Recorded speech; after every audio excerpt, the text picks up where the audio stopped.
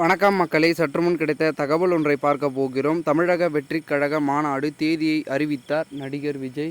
திடீர் தகவல். இந்த ஒரு தகவலை பற்றி தான் நாம் பார்க்க போகிறோம். தகவலை பார்ப்பதற்கு முன்னதாக நீங்கள் நம்மளுடைய சேனலுக்கு புதிய பார்வையாளர்களாக இருந்தீர்கள் என்றால் மறக்காமல் நம்மளுடைய சேனலை சப்ஸ்கிரைப் செய்து வைத்துக் கொள்ளுங்கள் மக்களே.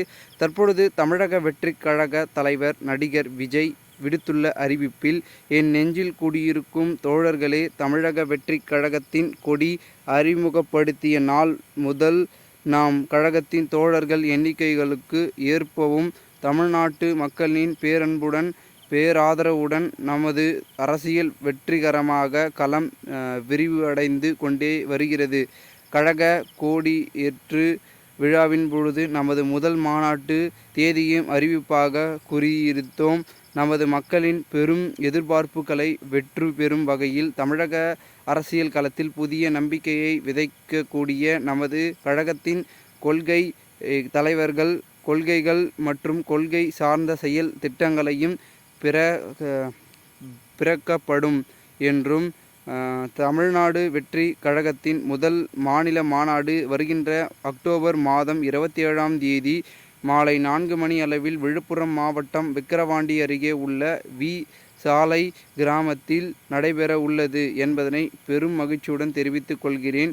நமது வெற்றி கொள்கையை, மாநாடு நம்மை வழிநடத்த போகும் கொள்கையையும் நாம் அடைய போகும் இலக்கையும் முழங்கும் அரசியல் திருவிழாவாகவும் பெருவிழாவாகவும் கொண்டாடப்பட உள்ளது. தமிழ் மக்களின் மனங்களை தீர்க்கமாக வெல்லும் நோக்கில் அமைக்கவும் மாநாட்டிற்கான ஆயத்த பணிகள் ஏற்கனவே நடந்து வருகின்ற நிலையில் அதற்கான களப்பணிகளும் தொடங்கப்பட்ட உள்ள என்பதனை உள்ளிட்ட பகிர்ந்து கொள்கிறேன்.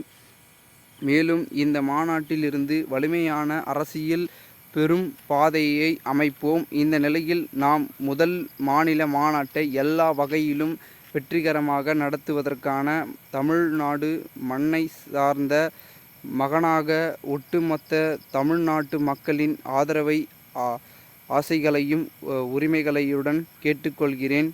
விரைவில் சந்திப்போம், வாகை சூடுவோம் என்று அந்த அறிவிப்பில் நடிகர் விஜய் தெரிவித்திருப்பது தொண்டர்களும் ரசிகர் மத்தியிலும் மிகுந்த எதிர்பார்ப்பையும் மகிழ்ச்சியும் பரபரப்பையும் ஏற்படுத்தியிருக்கிறது. இந்த ஒரு தகவலை குறித்த பொதுமக்கள் உங்களுடைய கருத்துக்களை கூறுங்கள். நன்றி, வணக்கம்.